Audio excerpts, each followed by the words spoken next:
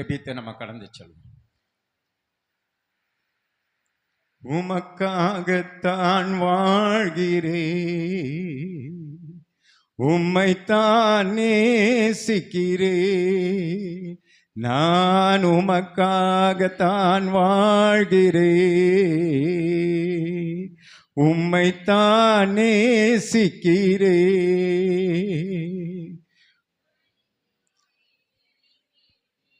ஆமே, பலியாகி என்னை மீட்டீரே, மறப்பேனோ அதை நான் மறப்பேனோ?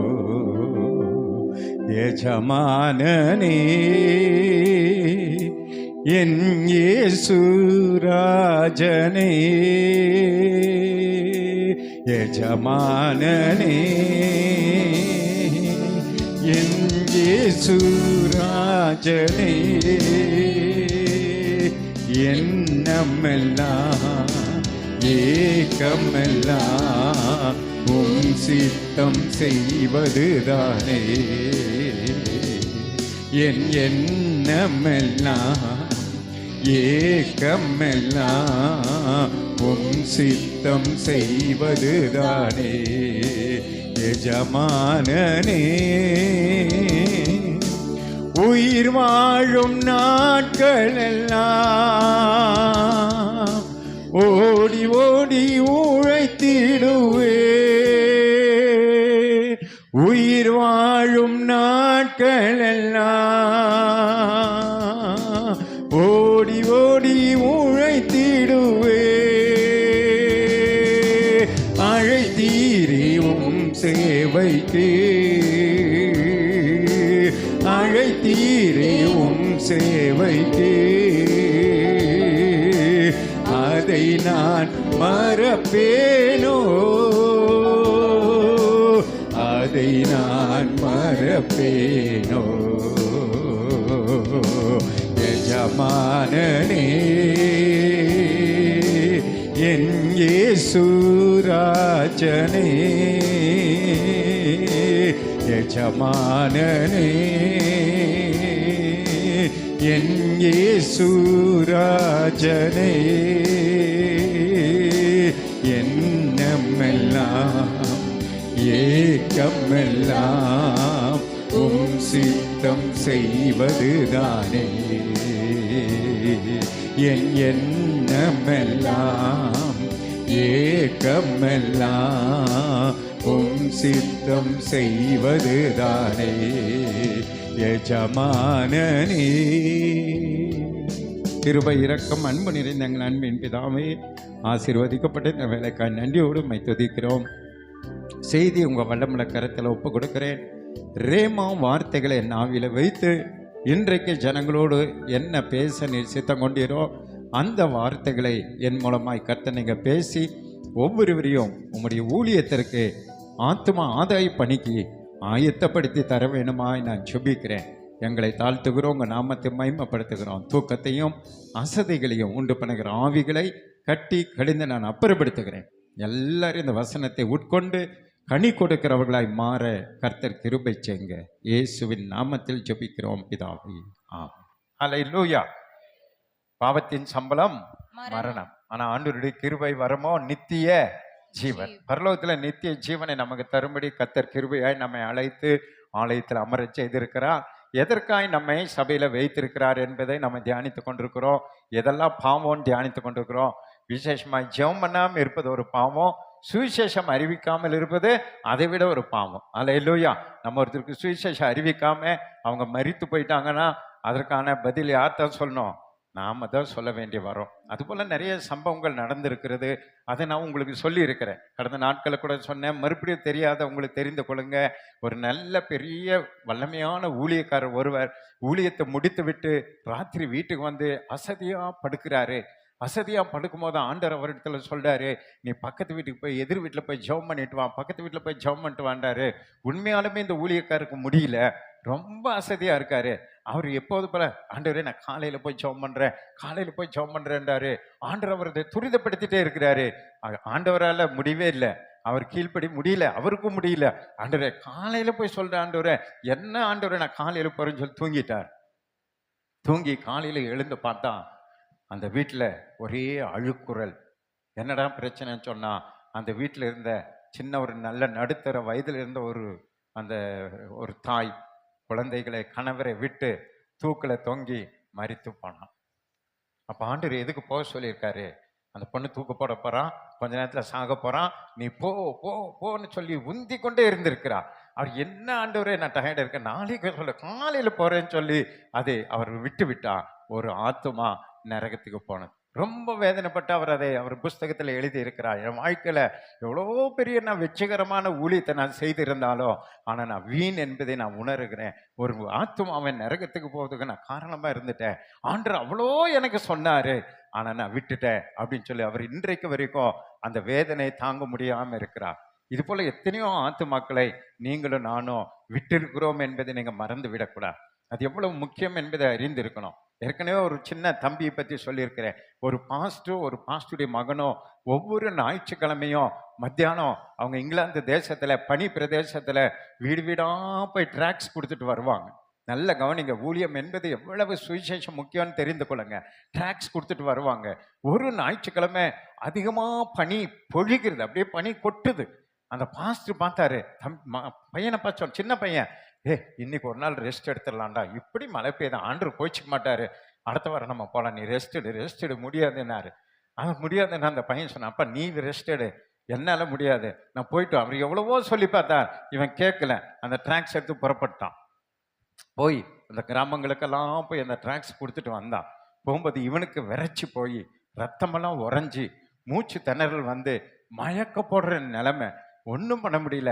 நேரம் ஒரே ஒரு டிராக்ஸ் வச்சிருக்கிறான், எல்லாம் கொடுத்துட்டான். கஷ்டம் ஒன்று இருக்கு, இதை யாராவது ஒரு வீட்டில் கொடுத்துட்டு நம்ம போயிடலான்னு சொல்லி அவன் தடுமேற அந்த வீட்டில் போய் கதவை தட்டுறான். தட்டினோன்னு அங்கிருந்து உள்ள இருந்து ஒரு அம்மா வந்து திறக்கிறாங்க. அப்படியே அந்த அம்மா முன்னாடி விழுந்துட்டான்.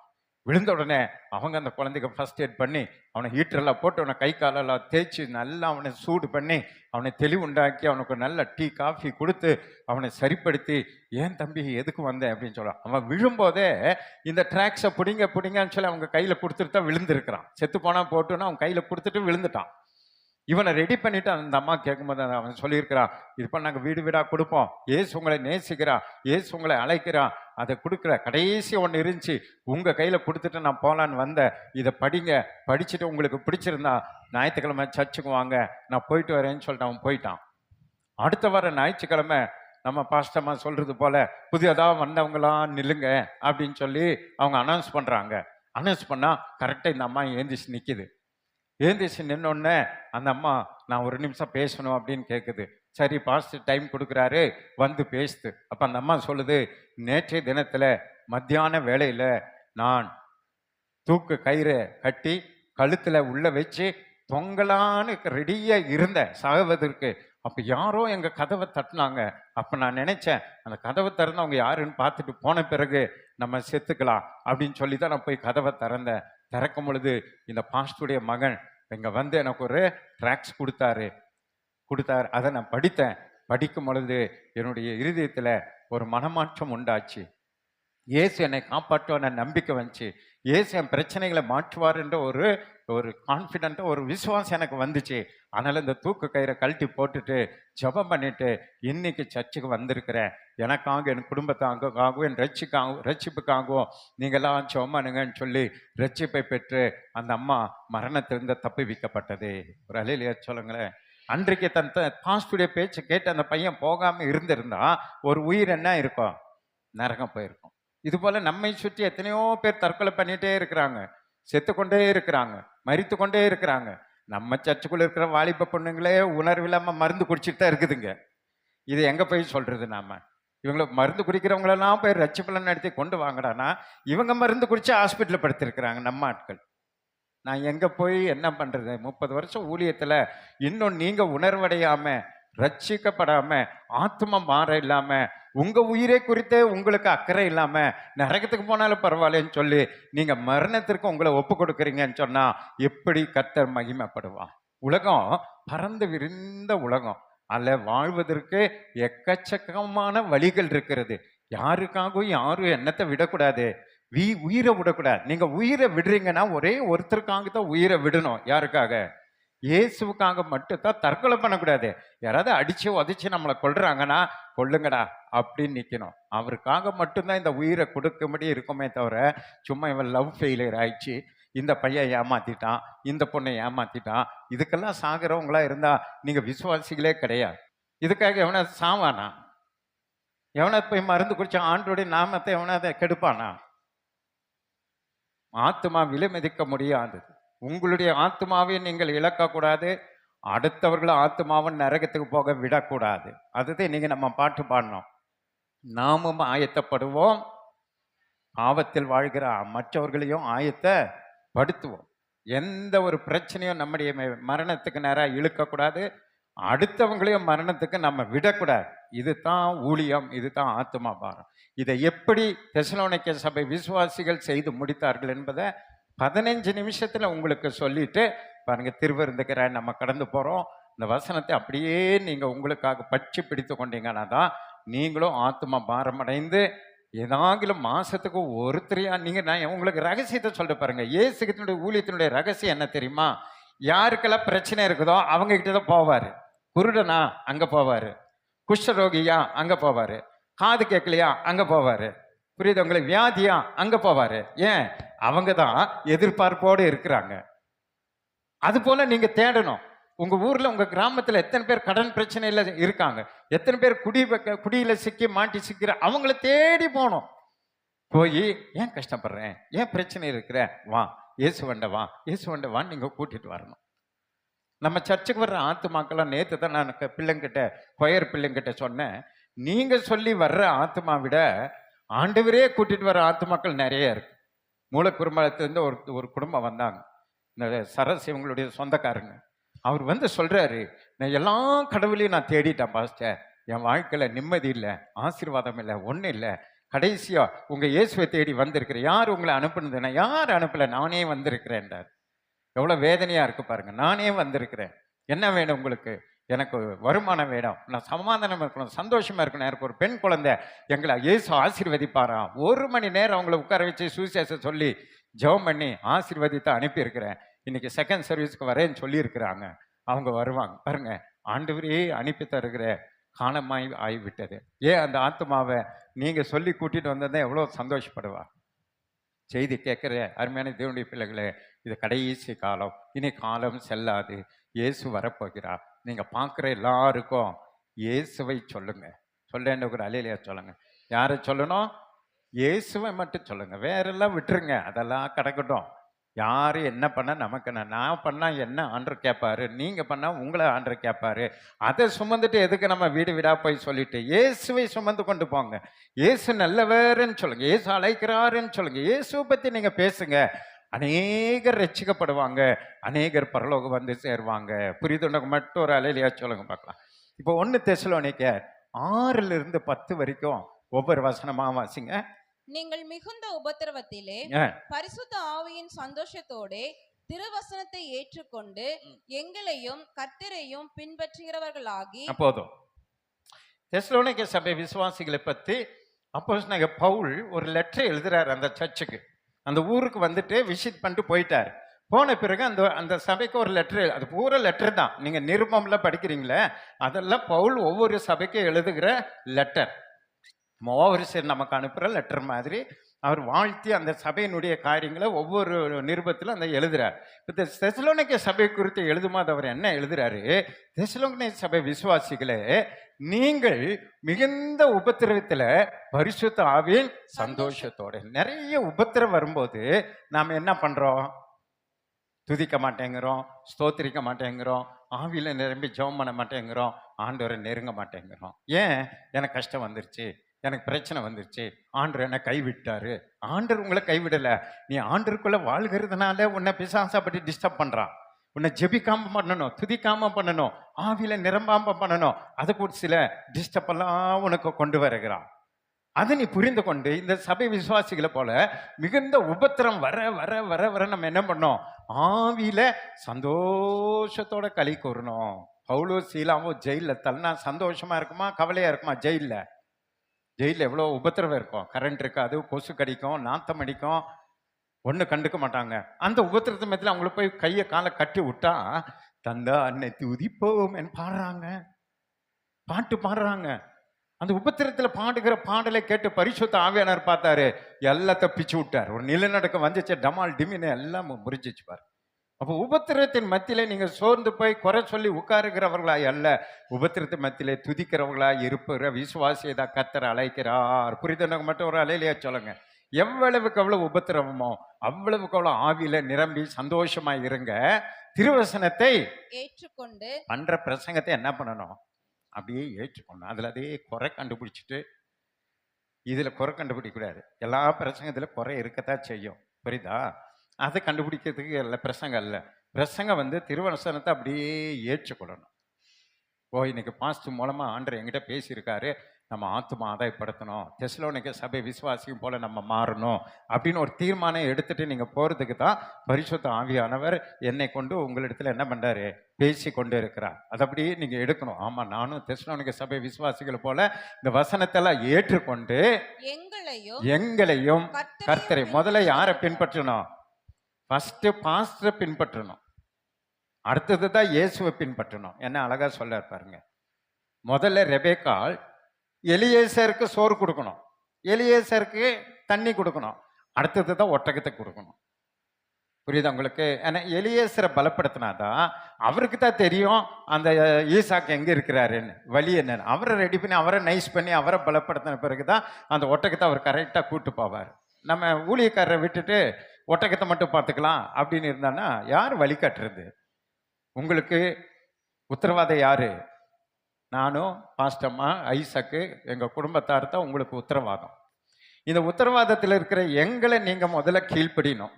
சந்தா கட்டுனா கட்டணும், காணிக்க கொடுனா கொடுக்கணும், இதை பொருள் வாங்கணும், எங்களை பின்பற்றவர்களாக இருக்கணும். எங்களை தனியாக ஒதுக்கிட்டு நான் எங்கேயோ போய் ஜபம் பண்ணிக்கிறேன், எப்படியோ பண்ணி பரலோகத்துக்கு வந்திருக்கிறேன்டெல்லாம் வாழ முடியாது. அதான் அவங்க பாருங்க தெளிவா இருக்கிறாங்க பாருங்க. முதல்ல திருவசனத்தை ஏற்றுக்கொண்டாங்க, அடுத்தது ஊழியக்காரரை ஏற்றுக்கொண்டாங்க, அடுத்தது கர்த்தரையும் என்ன பண்ணாங்க, பின்பற்றுகிறவர்களாகி. நாங்க சொல்லி கொடுக்கறத நீங்க பின்பற்றணும், அதை பின்பற்றி கர்த்தரை பின்பற்றணும். அதுதான் அங்க இருக்கிற ரகசியத்தை நீங்க தெரிந்து கொள்ளணும். ஆண்டவர் எதை விரும்புகிறார், எதை நம்மிடத்துல எதிர்பார்க்கிறார். உங்க ஒவ்வொருவரையும் கர்த்தர் ரட்சித்து சபைக்குள்ள வைத்திருக்கிறாருன்னா ஒவ்வொருவருக்கும் தாளந்த கொடுத்திருக்கிறார். பாட்டு எழுதுற தாளந்து இருக்கு, ஜெபிக்கிற தாளந்து இருக்கு, உங்களுக்குள்ள ஏதோ ஒரு தாளந்து இருக்கு. அதை கண்டுபிடித்து இந்த சபை வளர்ச்சிக்காக அதை பயன்படுத்துகிறவங்களா நீங்க மாற வேண்டும். புரிதண்ட ஒரு அலையிலேயே சொல்லுங்க. ஒருத்தர் ஆடுகளை வாங்கி மேய்க்கிறாருன்னா அடுத்தது அந்த ஆட்டுக்குட்டிக்கிட்ட எதை எதிர்பார்ப்பாரு, பெருகணும் பெருகணும் பெருகணும்னு எதிர்பார்ப்பா. அந்த மந்தை பெருகணும். அது போலத்தான் இந்த சபை பெருகணுன்ற ஒரு எதிர்பார்ப்பு ஆண்டவருக்கு இருக்கு, எங்களுக்கும் இருக்கு. அது உங்களுக்கு இருக்கணும். ஒரு அலையிலேயே சொல்லுங்களேன். நீங்களே பொறாமப்படக்கூடாது. திருப்பூர்ல எந்த சபையும் வளர மாட்டேங்குது, இந்த சபை மட்டும் எப்பறம் வளருது அப்படின்னு உள்ளேயே உட்கார்ந்துட்டு நீங்களே பொறாமப்படக்கூடாது. நம்ம சபை வளருது அப்படின்னு சந்தோஷப்படணும். நம்ம இந்திய தேவ சபையில 2வது பெரிய சபை நம்முடைய சபை. முதல் சபை இயேசுபால் பாஸ்டருடைய சபை. 5000 பேர் தாண்டி போயிட்டு இருக்கிறாங்க. ஏன்னா அவங்க உற்சாகமா ஊழியம் செய்யறாங்க. வளர்ந்து போய் இப்போ 1.5 கோடி ரூபாய்க்கு இடம் வாங்கிட்டாங்க. இனி சர்ச்சு கட்டுறாங்க, ஒரு எழுப்புதல் உண்டாக்குவாங்க. அடுத்தது 2வது நாம தான் இருக்கிறோம். அடுத்தது நாம் என்ன பண்ணணும், சிறுகக்கூடாது, இங்கிருந்து நம்ம பெருகணும். அதைத்தான் கர்த்தர் விரும்புகிறான். அந்த தரிசனம் உங்களுக்குள்ளே கடந்து வரணும். நம்ம சபைக்கு நீங்க வேன்ல ஆளை ஏற்றி இங்க கூட்டு வரணும். கிராமமா ஒரு வேன் பண்ணி வண்டி பண்ணி வாங்க, ஞாயிற்றுக்கிழமை வாங்க, எல்லாம் எங்க போலாம், சர்ச்சுக்கு போகலான்னு சொல்லி ஏழைகள், திக்கச்சவர்கள், வியாதியஸ்தர்கள் எல்லாரும் ஏற்றி கொண்டு வந்து இங்கே இறக்குனீங்கன்னு வைங்க, இந்த சபை பத்தா. உங்களுக்கு எதுக்கு ஆண்டர் கார்டு கொடுத்துருக்காரு, எதுக்கு பைக் கொடுத்துருக்காரு, எதுக்கு பணம் கொடுத்துருக்காரு? உங்கள் ஊரில் எல்லா கிராமத்தில் ஒவ்வொரு வேன் நீங்களே பண்ணுங்க. ஞாயிற்றுக்கிழமை ஆனால் எல்லாத்தையும் வாங்கப்பா சர்ச்சுக்கு போயிட்டு வரலான்னு கூட்டிட்டு வாங்க. அதில் பாருங்க ஒரு பெரிய எழுப்புதலை நம்ம காண முடியும். செய்யலாண்ட ஒரு அலையிலையா சொல்லுங்க பார்க்கலாம். கர்த்தர் நம்மோடு இருக்கிறார், எழுப்புதல் உண்டாங்க. அவங்க பேர் கர்த்தரை பின்பற்றுகளாகி அடுத்தது என்ன பண்ணாங்க, இவ்விதமாய் மக்கதோனியாவிலும் அகாயாவிலும் உள்ள விசுவாசிகள் யாவருக்கும் மாதிரிகள் ஆனீர்கள். பாத்தீங்களா? அங்க சுத்தி இருக்கிற மற்ற எல்லா சபை விசுவாசிகளுக்கும் இந்த சேவூர் சபை விசுவாசிங்க எப்படி இருக்கிறாங்க, ஒரு மாதிரியா இருக்கிறாங்க. எப்படி இருக்கிறாங்க, ஒரு மாதிரியா இருக்கிறாங்க. பேசினாலே ஒரு மாதிரியா இருக்குது. என்னடா இவங்க இப்படி பேசுறாங்கன்னு ஒரு மாதிரியா இல்லை, எப்படி இருக்கணும்? மாதிரி மாதிரின்னா என்னது? மாடல். இப்போ ஒரு துணி கடைக்கு நீங்க போனீங்கன்னா முன்னாடி பொம்மை நிறைய ட்ரெஸ் போட்டு பொம்மைக்கு ட்ரெஸ் போட்டு வச்சிருப்பா கண்ணாடி பாக்ஸில். அது இருக்கிறதுலே பெஸ்ட் எடுத்து அதில் போட்டு வச்சிருவான். நீங்க அப்படியே போய் பார்த்தோன்னே இதை பார்த்தோன்னே நீங்க என்ன பண்ணுவீங்க? இந்த கடைக்குள்ள நல்லா ட்ரெஸ் இருக்கு அப்படின்னு கடைக்குள்ள போவீங்க. அதுபோல உங்க கிராமத்துல, சேவூர்ல, நீங்க இருக்கிற இடத்துல விசுவாசிகள் உங்களை பார்க்கணும். பார்த்தோன்னே இவங்க எங்க போறாங்க? சேவூர் சர்ச்சுக்கு போறாங்க, அழகா இருக்கிறாங்க, நல்ல வசதியா இருக்கிறாங்க, நல்ல ஜெபம் பண்றாங்க, நல்ல அன்பா இருக்கிறாங்க, என்ன வந்தாலும் சண்டை போட மாட்டேங்கிறாங்க, சந்தோஷமா இருக்கிறாங்க. இவங்க பின்னாடி நம்ம எங்க போனோம்? சேவூர் சபைக்கு நம்ம போகணும்டா. அங்க போன நாமும் என்ன ஆயிடலாம்? இவங்களை போல மாறிடலாம் அப்படிங்கிற ஒரு மாடனா உங்க சர்ச்செல்லாம் நீங்க இருக்கணுமே தவிர, உங்க ஊர்ல வந்து கேட்டா அவங்க ஒரு மாதிரிங்க அப்படின்னு சொல்லக்கூடாது. இவர்கிட்ட யாரு மற்ற இந்துக்கள்கிட்ட இதெல்லாம் சொல்லியிருக்கிறாங்க, புறஜாதிகள் இதை சொல்லியிருக்காங்க. உங்க விசுவாசிகளை எப்படி இருக்கிறாங்க? ஒரு மாதிரிகளா இருக்காங்க. அவங்கள பார்த்தாலே எங்களுக்கு ஆசையா இருக்குது, சந்தோஷமா இருக்குது, அவங்க பின்னாடி அப்படியே சர்ச்சுக்கு வரலான்ற மாதிரி ஆகுது. அப்படிங்கிற போல நீங்க தியாகத்தோடு கூட நம்ம வாழ்ந்து காட்டணும். புரியுது கூட? அல்லையா சொல்லுங்க. அப்போ எனக்கு எப்படி இருக்கணும்? நமக்கு டைம் இல்லை. உங்க சிலதெல்லாம் சொல்ற பாருங்க. ஒரு இடத்துல உங்க ஊர்ல நீங்க யாரோ ஒரு புறஜாதி கிட்ட சீட்டு போடுறீங்க. முதல்ல ஆளாக சீட்டை எடுத்துட்டீங்க. நீங்க சர்ச்சு விசுவாசி, சீட்டை மாசம் மாசம் ஒழுங்கா என்ன பண்ணணும்? கட்டணும். ஆணையிட்டதில் நஷ்டம் வந்தாலும் தவறாது இருக்கிறத நீதிமான். நாம புரஜாதிகளை போல அப்படியே அல்வா கொடுத்துட்டு அப்படியே ஏமாத்திட்டு ஃபோன் நம்பரை மாத்திட்டு அப்புறம் அவங்க கண்ணுக்கே தெரியாம ஒளிஞ்சிட்டு வாழ்ந்துட்டு இருந்தான். அவன் சர்ச்சுக்கு நீ வரும்போது உன்னை பார்த்துட்டு என்ன சொல்லுவான்? இவனால ஒரு பாஸ்டர் என்னத்த சொல்லி கொடுத்துருக்கான் பாரு, 1,00,000 ரூபாய் சீட்டை எடுத்துட்டு கட்ட மாட்டேங்கிறாங்க, ஏமாத்தி போயிட்டாங்க, இதெல்லாம் ஒரு விசுவாசியா கேட்பான்ல? அதான் மாதிரிகளா இருக்கணும். எல்லாத்துல கரெக்டா இருக்கணும். கடன் வாங்குறோமா திருப்பி கொடுக்கணும், சீட்டு போடுறீங்களா திருப்பி செலுத்திடணும். ஆண்டவர் சொல்றாரு நாம எதுலுமே கடனாளிகளா இருக்கக்கூடாதான், ஒண்ணுலதான் கடனாளிகளா இருக்கணும்னு சொன்னார். அது என்னன்னு ஞாபகம் வர மாட்டேங்குது. அன்பு செலுத்துதல மட்டும் நம்ம என்ன இருக்கணும்? கடனாளிகளா இருக்கும். மற்றவங்க இடத்துல அன்பு செலுத்துவதில் தான் நம்ம கடனாளிகளா இருக்கணுமே தவிர, நீங்க வேற யாருக்கிட்டையும் உங்களுடைய மற்ற காரியங்களை நீங்க கடனாளிகளை என்ன பண்ணக்கூடாது? இருக்கக்கூடாது. உங்களுக்கு இல்லையா நீங்க யார்கிட்ட கேட்கணும்? உங்களுக்கு கஷ்டம் பிரச்சனை யார்கிட்ட கேட்கணும்? ஆராதனையில சொன்னேன்ல, ஒத்தாசை வரும் பருதங்களுக்கு நேராக கண்களை ஏறெடுக்கணும். வானத்தை பூமி உண்டாக்கின கர்த்தர்ல உங்களுக்கு ஒத்தாசை வரும். உன்னை அழைத்த தேவ உண்மை உள்ளவ, அவர் உன்னை கைவிடவே மாட்டான். உன் தேவையெல்லாம் சந்திப்பார். காகத்தை அனுப்பி உன்னை போஷிப்பார். எத்தனை பேர் நம்புறீங்க? உனக்காக ஒரு காக்கா கிட்ட கொடுத்து விடுவார். காக்கா கொண்டு வந்து கொடுக்குமா? அது சாப்பிட்டுரும். ஆனாலும் அந்த காகமே உண்மையா உனக்கு கொண்டு வந்து கொடுக்கணும்னா, அருமையான தேவ பிள்ளையே, நீ ஒரு நல்ல மாதிரியாய் கர்த்தரை மாத்திரம் நீ நோக்கிப்பார், உன் வாழ்க்கையில குறைவில்லாம நடத்தி செல்வார். அல்லேலூயா. அடுத்த பாருங்க, இவ்விதமாய் மக்கதோனியாவில் அகாவில் விசுவாசி யாவருக்கு நீங்க மாதிரிகள் ஆனீர்கள். அடுத்த வசனம், எப்படி எனில், அதுக்கு அவர் உதாரணம் சொல்ல, எப்படி நீங்க மாதிரியா இருக்கிறீங்கன்னா, உங்களிடத்தில் இருந்து கர்த்தருடைய வசனம், பாத்தீங்களா, உங்களுக்குள்ள இருந்த கர்த்தருடைய வசனம் மக்கதோனியாவிலும் அகாயாவிலும் தொனித்ததும் அல்ல. பாத்தீங்களா, அகாவின்னு என்னாச்சு? தொனித்தது. அவங்க என்னன்னா சர்ச்சில் இப்படி பிரசங்க கேட்டுட்டு இந்த பிரசங்கத்தை அப்படியே கொண்டு போய் மத்தியானம் போய் நல்ல சிக்கன் மட்டன் சாப்பிட்டு நம்மளை போல தூங்குறது இல்லை. அப்படியே அங்க இருக்கிற ஊர்ல இருக்கிற நீங்க இந்த வாரம் என்ன பிரசங்க தெரியுமா? எங்க பாஸ்டர் என்ன சொன்னார் தெரியுமா? என்ன பாட்டு பாடணும்னு தெரியுமா? இயேசு வராரு, எங்க இயேசு வராரு. இப்படி இருக்கணுமா? கடன் வாங்கிட்டு திருப்பி செலுத்தணுமா? பரிசுத்தமா இருக்கணுமா? யாருக்கும் தீங்கு பண்ணக்கூடாதான், யாருக்கும் நம்ம கெட்ட பேர் வாங்க கூடாதான், இயேசு வர போறாரா அப்படின்னு எல்லாருக்கும் பிரசங்கம் பண்ணிட்டு இருக்கிறாங்க. இதை புரஜாதிங்க பவுல் கிட்ட சொல்றாங்க, ஐயோ உங்க ஆளுங்க பெரிய ஆளுங்க ஐயா, வாரம் பாஸ்ட் என்ன பிரசங்கம் பண்றாரோ அது அப்படியே வந்து எங்களுக்கு என்ன பண்றாங்க? பிரசங்கம் பண்ணிடுறாங்க.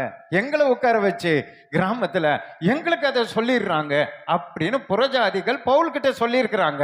அதை தான் அவர் நமக்கு லெட்டரா சபைக்கு எழுதி இருக்கிறார். அவர் சொல்ல பாருங்க, துணித்ததும் அல்லாமல் நாங்கள் அதை குறித்து ஒன்றும் சொல்ல வேண்டியதா, நாங்க ஊழியக்காரங்க அதை குறித்து கிராமமா வந்து ஒன்னும் சொல்ல வேண்டியதா இராமல், தேவனை பற்றின உங்கள் விசுவாசம் எங்கும் பிரசித்தமாயிற்று. தேவனை பற்றின உங்கள் விசுவாசம் எங்கும் பாத்தீங்களா, உங்க விசுவாசம் மற்றவங்களுக்கு வெளிப்படுத்தணும். இயேசு வர்றாருன்ற விசுவாசம், இயேசு தேவன் என்ற விசுவாசம், இயேசு ரட்சிக்கிறார் என்ற விசுவாசம், இயேசு ஜெபம் பண்ணா தர்றார் என்ற விசுவாசத்தை மற்றவர்களுக்கு சொல்லணும். புரியுது? மட்டும் கரங்களை தட்டி ஆண்டவரை சந்தோஷப்படுத்துங்க. அதனால்தான் கிரியை இல்லாத விசுவாசம் செத்ததுன்றாரு. நீங்க இங்க கற்றுக்கொண்டதெல்லாம் வெளியே போய் நீங்க சொல்லலைன்னா உங்க விசுவாசம் செத்து போனதுன்னு இப்ப அழகா யாக்கோபு சொல்றார். யாக்கோபுல படிச்சு போனா அது இருக்கும். விசுவாசம் எப்படி கிரியை இல்லாத விசுவாசம் செத்ததுன்னு இருக்கும். அது அப்புறமா நான் உங்களுக்கு வாசித்து காண்பிக்கிறேன். யாக்கோபுல முடிஞ்ச அதை வேகமா வாசிங்க. யாக்கோபு 1ஆம் அதிகாரமா அதுல இருக்கு பாருங்க. தெரிஞ்சுக்கணும் விசுவாசிங்க. 5 நிமிஷத்துல முடிச்சு அனுப்புறேன் உங்களை. யாக்கோபு 3ஆம் அதிகாரத்துல பாருங்க. 2ஆம் அதிகாரத்துல அப்படியே விசுவாசமும் கிரியை இல்லாதது இருந்தால் தன்னிலை தானே செத்ததாய் தன்னிலை தானே செத்ததா இருக்கும். நீங்க போய் எதுவுமே ஆண்டருக்கு செய்யல, எனக்கு என்ன, நான் வர்றேன் போறேன் வேலை செய்யறேன் சாப்பிட்றேன் அப்படியே இருந்தீங்கன்னா உங்களுக்குள்ள இருக்கிற விசுவாசம் எப்படி இருக்குமா? செத்துதான் இருக்குமா? ஆனா அப்படி இராம இருக்கணும் என்ன பண்ணணும்னு சொல்ல வேகமா வாசிங்க. அது யாக்கோபுலயே வாசிங்க. ஒருவன் உனக்கு விசுவாசம் உண்டு, எனக்கு கிரியைகள் உண்டு. கிரியைகள் இல்லாமல் உன் விசுவாசத்தை எனக்கு காண்பேன். நான் என் விசுவாசத்தை என் கிரியைகளினாலே உனக்கு காண்பிப்பேன். பாத்தீங்களா, ஒரு மனுஷன் நான் விசுவாசி அப்படின்னு எப்படி சொல்ல முடியும்னு சொல்றாரு. உன்னுடைய விசுவாசத்தை கிரியை இல்லாம நீ எனக்கு என்ன பண்ணு காட்டு பார்க்கலான்றாரு. நான் விசுவாசின்னு சொன்னா எதை காட்டணும்?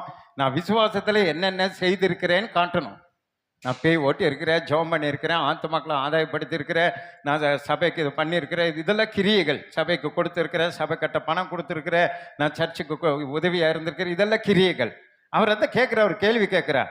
நீ கிரியையே செய்யாம உன் விசுவாசத்தை எனக்கு காட்டு பார்க்கலாம். ஆனா நான் என்னுடைய கிரியையினாலே என்னுடைய விசுவாசத்தை உனக்கு என்ன பண்ணுவேன் புரியுதா காட்டுவேன்றார்.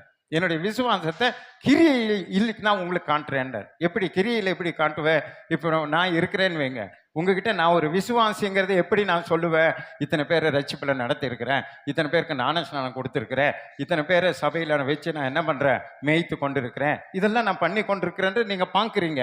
அப்போ ஓ இவர் விசுவாசமுள்ள ஆள்றா அப்படின்னு நீங்கள் புரிஞ்சுக்குவீங்க. ஆனா ஒண்ணுமே செய்யாம நான் விசுவாசி நான் விசுவாசி சரி, நீ விசுவாசத்தை கொண்டு என்னடா செஞ்சேங்கிறாரு. அதான் புரியுதா சொல்றது? விசுவாசம் சொல்றீங்க, நீ என்ன எப்படி நீ அதை ப்ரூவ் பண்ற? எப்படி நீ ப்ரூவ் பண்ற விசுவாசிங்கிறத? நீ கிரியை செய்திருக்கணும். அப்ப நீ கிரியை செய்திருந்தா அதை சொல்லி உன் விசுவாசத்தை நீ என்ன பண்ணலாம் வெளிப்படுத்தலாம். நான் பிறகு இவங்களை இப்படி நடத்தினேன், ரட்சிப்பில் நடத்தினேன், பேயை ஓட்டினேன், பிசாசை ஓட்டினேன், வியாதியை குணமாக்குனேன், நான் ஒரு விசுவாசி அப்படின்னு சொல்லலான்னு சொல்லிட்டு அதுக்கு உதாரணம் சொல்றாரு. வேகமா வாசி. தேவன் ஒருவர் உண்டென்று விசுவாசிக்கிறார். தேவன் உண்டு. நீங்க எத்தனை பேர் விசுவாசிக்கிறவங்க அல்லையிலே சொல்லுங்க. ஏசு இருக்கிறாருன்றவங்க எல்லாம் நிறைய பேர் கையை தூக்க மாட்டேங்கிறீங்க. அப்படி செய்கிறது நல்லதுதான். அதெல்லாம் நீங்க பண்றது கரெக்ட் தான். பிசாசுகளும் விசுவாசித்து நடுங்குகின்றன. போச்சு. பிசாசுகளும் விசுவாசித்து நடுங்குது. நம்ம விசுவாசிக்கிறோம், ஆனா என்ன பண்றது இல்ல, நடுங்கிறதே கிடையாது. அதனால தான் சர்ச்சுக்கு லேட்டா வர்றோம். ஏன்னா நமக்கு என்ன இல்லை ஆண்டர் மேல நடுக்கமே கிடையாது. ஆனா பிசாசு பாருங்க, விசுவாசித்த அடுத்தது என்ன பண்றான்? நடுங்குறான். ஆனா அவனுக்கு பரலோகம் இல்லை, நரகம் தான். நம்மளை விட பேய் நல்லவனா கெட்டவனா சொல்றதுக்கு பயப்படுறீங்க பார்த்தீங்களா? கர்த்தருக்கு அவன் நல்லவனாவே இருக்கிறான், நமக்கு தான் கெட்டவனா இருக்கிறான். கர்த்தரை பார்த்தா நடுங்குறான், பயப்படுறான். தேவனுடைய குமாரன் என்று விசுவாசிக்கிறான். இவர் என்னை ஜெயித்து விட்டார் என்று விசுவாசிக்கிறான். இவர் வந்தா என்ன நரகத்துக்கு தள்ளுவார் என்று விசுவாசிக்கிறான். அவருக்கு சொல்லப்பட்ட அத்தனை தீர்க்க தரிசனத்தை அவன் நம்புறான். இயேசு வந்தா நான் க்ளோஸ் அப்படிங்கிற நம்பிட்டு நடுங்குறான். ஆனா இயேசு வந்தா என்னை மறுரூபமாக்குவா, என்னை பரலோகம் கொண்டு போவா, என்னை நித்திய காலமாய் அவரோடு கூட வைத்துக் கொள்வார் என்ற அந்த விசுவாசம் எல்லாம் இருந்தா கூட பயமே படுறது கிடையாது. ஊழியம் செய்ய மாட்டேன், ஆத்துமாதாயம் பண்ண மாட்டேன், நேரத்துக்கு சர்ச்சுக்கு வர மாட்டேன், சந்தா கட்ட மாட்டேன், தசம்பக்காணி கொடுக்க மாட்டேன், ஒன்னே கொடுக்க மாட்டேன். நானே ராஜா, நானே ஆண்டவராது இன்னொன்னாவது அப்படின்ட்டு இருக்கிறோம். ஏன்னா அது என்ன இல்லை, நமக்கு நடுக்கமே இல்லை. ஆனா பிசாசோ விசுவாசிக்கிறான், நடுங்குகிறான். அவன் மேல் சொல்லப்பட்ட தீர்க்க தரிசனம் எல்லாம் இயேசுகிறிஸ்துவின் மூலமா நிறைவேறும் என்பதை அவன் அறிந்திருக்கிறான். அல்லேலூயா. இயேசு வந்தா அடுத்தது நான் என்ன க்ளோஸ்ன்றது அவனுக்கு தெரியுது, ஆனா நமக்கு அது தெரியறது இல்லை. அப்படி சொல்லிட்டு அவரை சொல்ல பாருங்க, வீணான மனுஷரே, கிரியைகள் இல்லாத விசுவாசம் செத்ததென்று நீங்க கிரியையே இல்ல, ஒன்னும் ஆத்துமாதாயம் பண்ண மாட்டேன், ஊழியம் பண்ண மாட்டேன், சபைக்கு ஒண்ணுமே பண்ண மாட்டேன் அப்படின்னு இருந்தா வீணான மனுஷனே, நீ கிரியை இல்லாத இருந்தா நீ என்ன தெரியாது உனக்கு? இல்லாத விசுவாசம் செத்ததென்று நீ அறிய வேண்டுமோ? அது நான் இன்னொரு பிரசங்கம் பண்ணி உனக்கு சொல்லணுமா? கிரியையே இல்லாத விசுவாசம் செத்து போனது நீ ஒரு பிரசங்க வேற கேட்கணுமான்றாரு. படிங்க. நம்முடைய பிதாவாகிய ஆபிரகாம் ஆ. தன் குமாரன் ஈசாக்கை பலிபீடத்தின் மேல் செலுத்தின போது ஆ. கிரியைகளினாலே அல்லவோ நீதிமானாக்கப்பட்டான். நல்ல கவனிங்க. அவனை விசுவாசி விசுவாசி விசுவாசின்னு யாருக்கிட்டையும் சொல்லல. ஆனா அவன் ஒரு விசுவாசின்றதை எப்படி வெளிப்படுத்தினா, 100 வயதுக்கு அப்புறம் கொடுத்த அந்த குழந்தையை கொண்டு போய் பலிபீடத்துல வைத்து நான் இயேசுவை விசுவாசிக்கிறேன்றதை காண்பித்தான். புரியுதா?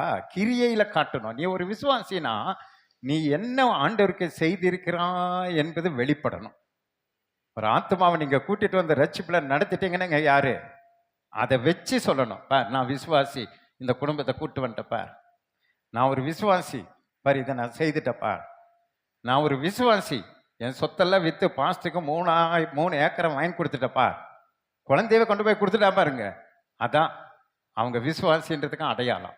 ஒண்ணுமே செய்யாம விசுவாசியே நீ பதறாதே, விசுவாசியே நீ கலங்காதே, விசுவாசத்தா நீதிமான் என்றும் என்றும் பிழைப்பான். எங்க பிழைப்பான்? எல்லா கடன்லயோ கஷ்டத்திலேயோ தான் வாழ்ந்துட்டு இருக்கிறோம். ஏன்னா கிரியை இல்லாத விசுவாசம் நம்ம கிட்ட ஒண்ணுமே செய்யறதில்லை. ஆண்டவருக்குன்னு எதுவுமே செய்யறதில்லை. ஆனா நான் விசுவாசின்னு வாழ்ந்து கொண்டிருக்கிறேன். அதான் அவர் சொல்றாரு. ஆபிரகாம் தன் கிரியையினால் அல்லவோ தன் விசுவாசத்தை வெளிப்படுத்தினான். அடுத்த ராகாபை பத்தி பாருங்க, படிங்க அப்படி தொடர்ந்து. விசுவாசம் அவனுடைய கிரியைகளோடு கூட முயற்சி செய்து, விசுவாசம் அவனுடைய கிரியைகளோடு கூட முயற்சி செய்து, கிரியைகளினாலே விசுவாசம் பூரணப்பட்டதென்று காண்கிறாயே. அதான் வீட்டிலிருந்து பேரன் கூட்டு போனா, அதைத்தான் திரும்பி திரும்பி நான் உங்களுக்கு சொல்றேன். அவங்க பலி செலுத்தணுன்னே அந்த குழந்தையை கூட்டிட்டு மனைவிக்கு சொல்லல, வேலைக்காருக்கு சொல்லல, அந்த குழந்தைக்கு சொல்லல, யாருக்கு சொல்லல. என்ன பண்றான்? கிரியை வெளிப்படுத்துறான். கர்த்தர் கேட்டா, கர்த்தர் கொடுத்தா, கர்த்தருக்கு கொடுப்போம். இது யாருக்கு தெரிய வேண்டாம், எனக்கும் கர்த்தருக்கு தெரிந்தா போதும் சொல்லி ஒரே சொத்து, ஒரே மகன், நேசகுமாரன் அப்படியே கொண்டு போய் பலிபீடத்துல வைக்கிறான். அதான் கிரியை. அதை பார்த்து தான் ஆண்டவர் சொன்னாரு, இப்பொழுது நீ எனக்கு பயப்படுகிறேன், நான் அறிந்திருக்கிறேன்னு சொல்லிட்டு இப்ப ஆண்டவர் அவனை குறித்து சொல்றாரு பாருங்க. வேகமா வாசிங்க. அப்படியே தேவனை ஆபிரகாம் விசுவாசித்ததுனால தான் குழந்தையை கொடுத்தான். இன்னைக்கு நாம ஏன் ஆண்டவருக்கு எதுவுமே கொடுக்க மனசு வரலன்னா நம்ம என்ன பண்ணல? தேவனை புரியுதப்போ நான் 10 ரூபாய் தசம்பாக்கு கொடுத்தா ஆண்டவர் எனக்கு தருவாருன்ற விசுவாசம் இல்லை. விசுவாசம் கிடையவே கிடையாது. நான் கஷ்டப்பட்டு சம்பாதித்து தசம்பாக்கு கொடுத்தா பாஸ்ட் ஜாலியை காரில் சுற்றிட்டு பாரு அப்படின்னு நினைக்கிறோம். ஆனால் கொடுக்கறதுக்கு திருப்பி கொடுப்பாருன்ற நம்பிக்கை நமக்கு இல்லை. அதனால கிரியையில் வரமாட்டேங்குது, கிரியையில் உண்மை இல்லை. அப்போ விசுவாசின்னு எப்படி நீ சொல்லலாம் அப்படின்னு யாக்கோபு நம்மளை கேட்கிறார். புரிந்து கொண்டு செய்யுங்க. அது அவனுக்கு நீதியாக எண்ணப்பட்டது என்கிற வேத வாக்கியம் நிறைவேறி. பார்த்தீங்களா, அவன் போய் குழந்தைய போய் கொடுத்ததுனால அவனை நீதிமான்னு ஆண்டவர் சொல்றாரு. ஒரு அலையிலேயே சொல்லுங்களேன், நீதிமான் என்ன பேர் பெற்றான். அப்படியே அவன் தேவனுடைய சிநேகிதன் எனப்பட்டான். அதே தேவனுடைய ஃப்ரெண்ட் ஆயிட்டான். நீங்க கிரியை செய்தாதான் நீங்க யாருடைய ஃப்ரெண்டு?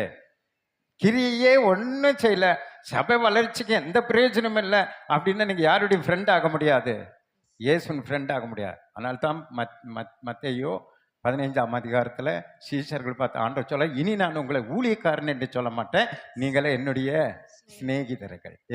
எனக்கு நீங்க கிரியை செய்றீங்க, நீங்களே என் ஃப்ரெண்டுடா, என் சிநேகிதர்கள்டா.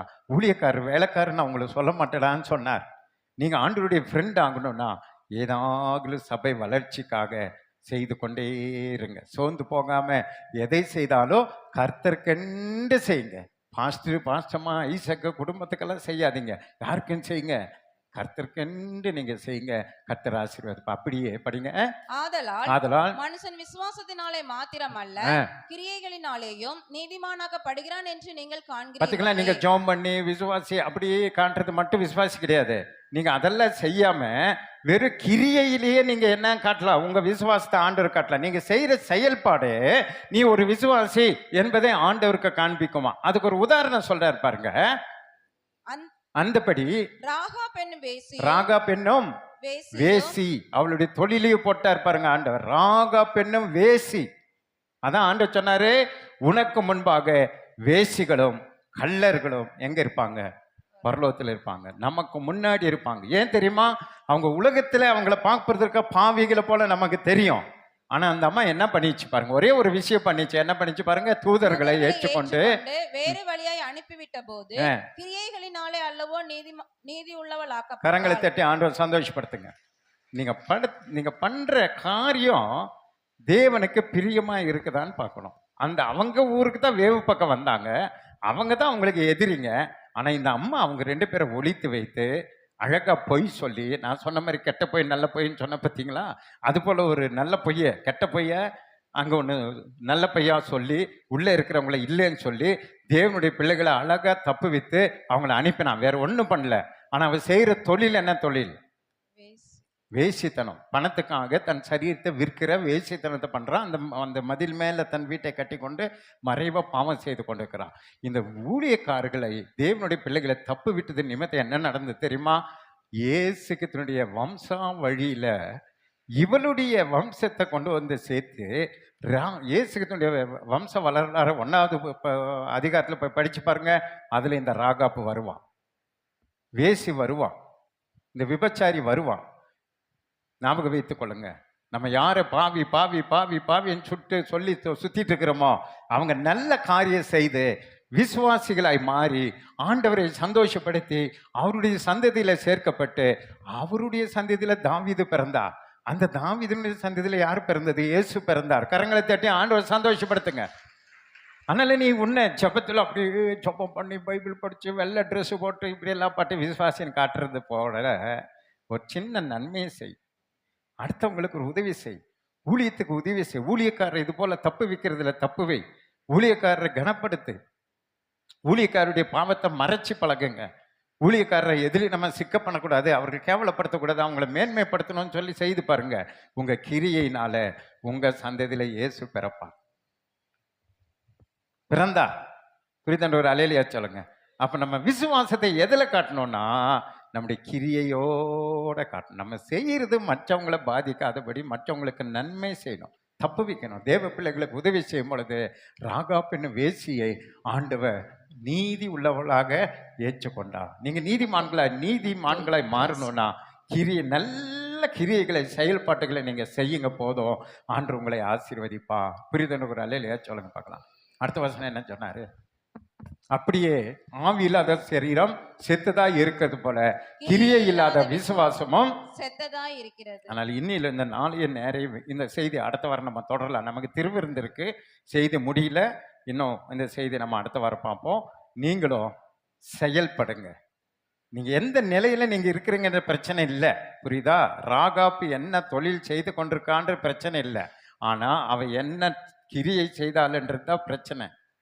அவன் என்ன செய்தான் கர்த்தருக்கு, எப்படி கர்த்தரை சந்தோஷப்படுத்தினா என்பது தான் மேட்டர்.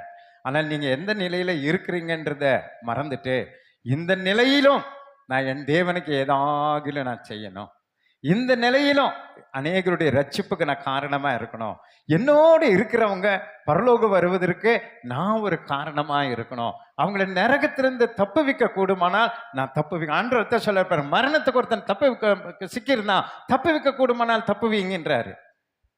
உன்னால முடியுமா? அவங்கள ரிலீஸ் பண்ணேன்றாரு. நரகத்துக்கு போறான், ரிலீஸ் பண்ண, உன்னுடைய பாவத்தை நான் மன்னிக்கிறேங்கிறாரு. நீ ராகாப்பை போல ஒரு வேசியா இருந்தாலும் வேசி கல்லனா இருந்தாலும் நீ ஒரு ஆத்மாவை ரட்சித்து அவனை பரலோகத்தை கொண்டு வந்ததுனால உன்னுடைய பாவத்தெல்லாம் நான் என்ன ரிஜெக்ட் பண்றேங்கிறார், உன்னுடைய பலவீனத்தெல்லாம் நான் ரிஜெக்ட் பண்றேங்கிறார்.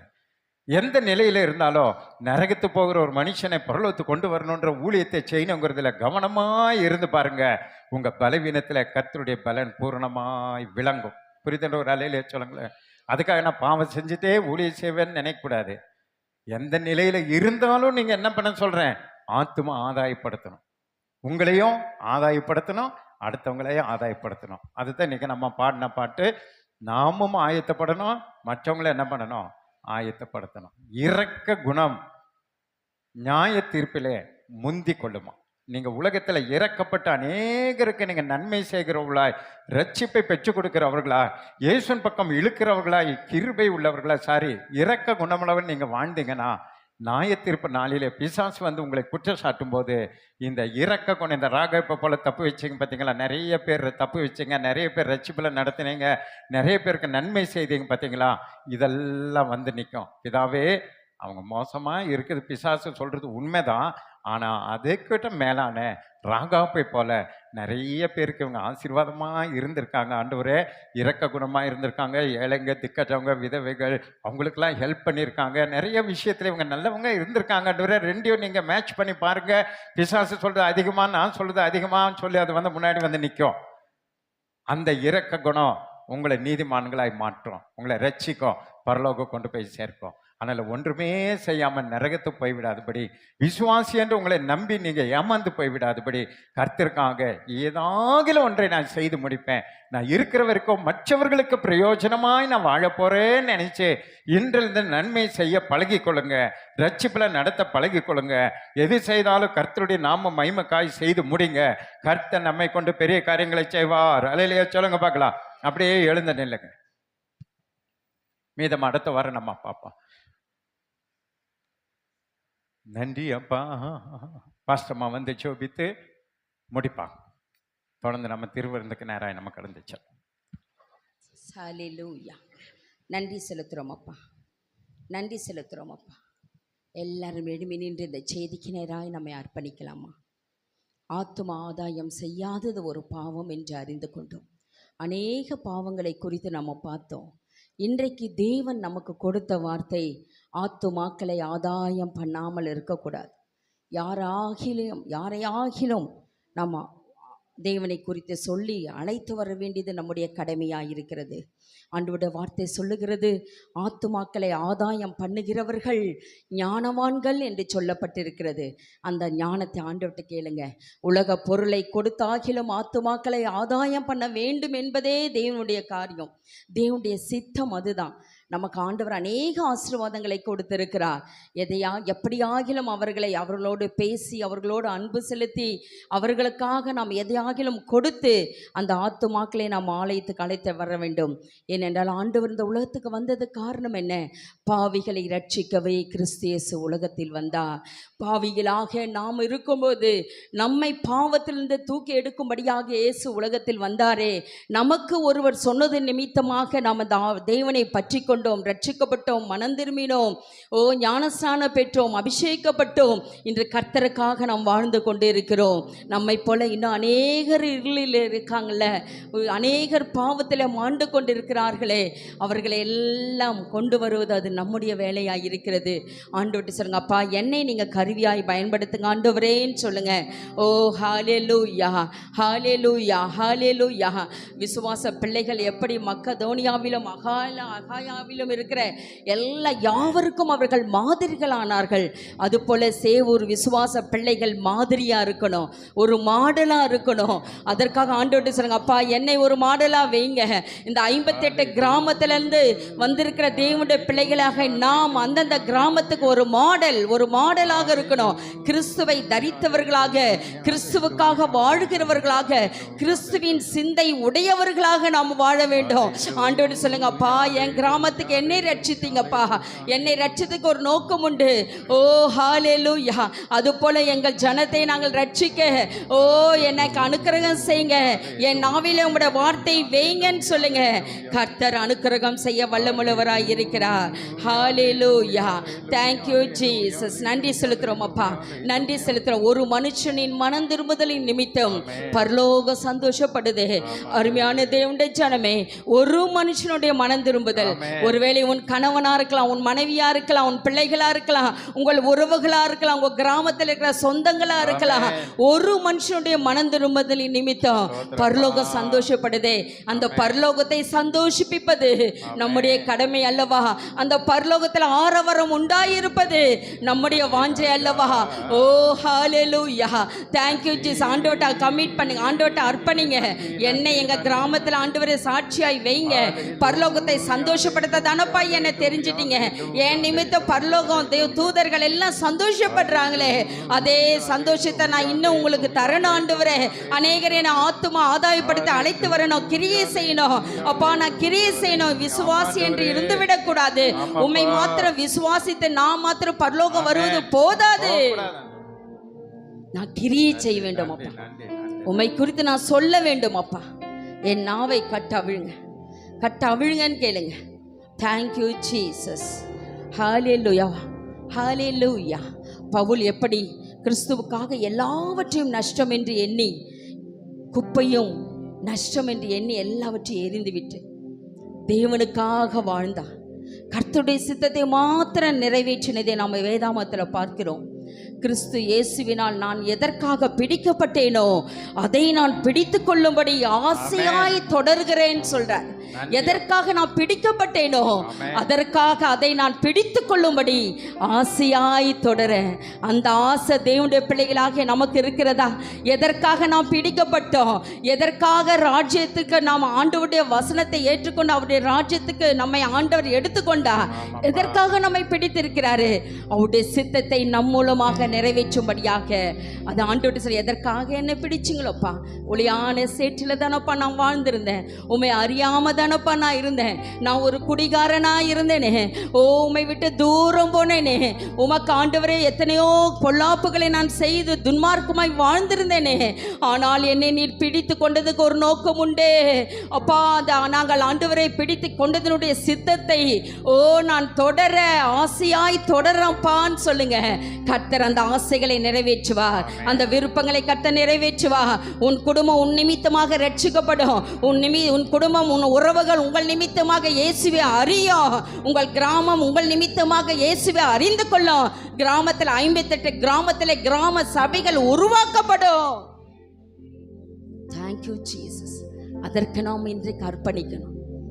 ஆண்டவரே என்னை அர்ப்பணிக்கிறேன்னு சொல்லுங்க. உணர்வில்லாதவர்களாய் வந்து போவது தேவனுக்கு விருப்பம் அல்ல.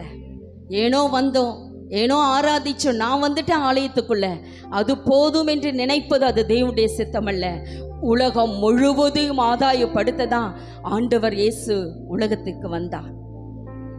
நமக்காக அடிக்கப்பட்டார், நொறுக்கப்பட்டார், உமிழப்பட்டார், முழு ரத்தத்தையும் நமக்காக சிந்தினார், உலகத்தின் ஜனங்களுக்காக சிந்தினார். Thank you Jesus. ஒரு சொட்டு ரத்தம் கூட வீணா போகக்கூடாது. அவர் சிந்தின ரத்தம் ஒன்று வீணாய் போகக்கூடாது. ஒவ்வொரு துளி ரத்தமும் ஆத்துமாக்களாக மாற வேண்டும் என்பதுதான். ஓ தேங்க்யூ ஜீசஸ். அப்படிப்பட்ட பாரத்தை எங்களுக்கு தாங்கப்பா. நாங்கள் அனைவரும் உணர்வடைந்து செல்ல உதவி செய்யுங்க. விசுவாசத்திலே ஆண்டவரை கிரியை செய்ய எங்களுக்கு உதவி செய்யுங்கப்பா. நான் ஆதாயப்படுத்திடுவேன், என்னால் முடியும், எனக்குள் இருக்கிற கிறிஸ்துவாலே முடியும். உலகத்தில் இருக்கிறவனிலும் உங்களில் இருக்கிறவர் பெரியவர், உங்களுக்குள் இருக்கிறவர் பெரியவர். அவர் பெரிய காரியங்களை உன் நிமித்தமாக தான் செய்ய விரும்புகிறார், உங்கள் நிமித்தமாக தான் செய்ய விரும்புகிறார். ஓ ஹல்லேலூயா, ஹல்லேலூயா. உலகத்தில் இருக்கிறவன் அவன் தோற்று போனவன், அவன் ஜெயம் பெறுவதில்லை. ஓ அவன் தலை நசுக்கப்பட்டிருக்கிறது. ஆனால் உங்களுக்குள் இருக்கிற தேவன் ஜீவனுள்ள தேவன், அவர் ஜீவிக்கிறவர், ஜீவாதிபதி. அவர் எல்லா பெரிய பெரிய காரியங்களை உங்கள் நிமித்தம் செய்ய வல்லவர். Thank you Jesus. சோர்ந்து போகாது, பலனற்று போகாதீங்க. எங்களால முடியும்னு ஒரு விசுவாசத்தோடு போங்க, கிரியை செய்யுங்க. கிராமத்தை ஜனங்களை நாம் ஆதாயப்படுத்திக் கொள்ளலாம். Thank you Jesus. நன்றி செலுத்துகிறோம் அப்பா. அன்பின் பரலோக பிதாவே, இந்த நல்ல வேலைக்காய் நன்றி செலுத்துகிறோம். ஆசீர்வதிக்கப்பட்டதான இந்த மனமகிழ்ச்சியின் உயிர்த்த இந்த காலை வேலைக்காய் நன்றி ஆண்டவரே. இதோ 4ஆம் மாதத்துக்குள்ளாய் பிரவேசித்த எங்களை ஆண்டவரே முற்றிலுமாய் உம்முடைய கரத்தில் தருகிறோம் அப்பா. 4ஆம் மாதத்தில் அநேக ஆத்துமாக்களை ஆதாயம் பண்ணக்கூடிய கருவிகளாய் கர்த்தர் எங்கள் ஒவ்வொருவரையும் கர்த்தரை மாற்ற போறீங்க, மாற்றி விட்டீங்க. அதற்காய் நன்றி செலுத்துகிறோம் ஐயா. ஆண்டவரே எங்களுக்கு அநேக வாசல்கள் திறந்திருக்கிறது, அது அடைபட்ட ஆண்டவர் ஒரு வாசலும் அடைபடாமல் இருக்கிறது ராஜா. உம்முடைய சத்தியத்தை சொல்லி அவர்கள் எல்லாம் ஆத்துமாக்களை கொண்டு வந்து நிரப்ப ஆண்டவரே பரலோகம் சந்தோஷப்பட கர்த்தர் எங்கள் ஒவ்வொருவரையும் கருவியாய் எடுங்கப்பா. ஆண்டவரே எங்களை பயன்படுத்துங்க ஆண்டவரே. எங்களை இந்த கால வேளையில் சபையாக அர்ப்பணிக்கிறோம் ஐயா. எங்களை நீர் பயன்படுத்த வேண்டுமா ஜெபிக்கிறோம் கர்த்தாவே. தொடர்ந்து உம்முடைய பிள்ளைகளை கர்த்தர் நீர் ஆசீர்வதிங்க ஆண்டவரே. என்னென்ன தேவையோடு வந்தார்களோ அந்த தேவையை கர்த்தர் நீர் சந்தித்து அனுப்புங்க. உச்சன் தலை முதல் உள்ளம் கால்வரை இயேசுவின் ரத்தம் பாய்ந்து செல்லட்டும். பலவீனத்தோடு சுகவீனத்தோடு போராட்டத்தோடு வந்த பிள்ளைகளுக்கு இன்றைக்கு ஒரு பெரிய விடுதலை கர்த்தனை தந்து அனுப்புவீராக.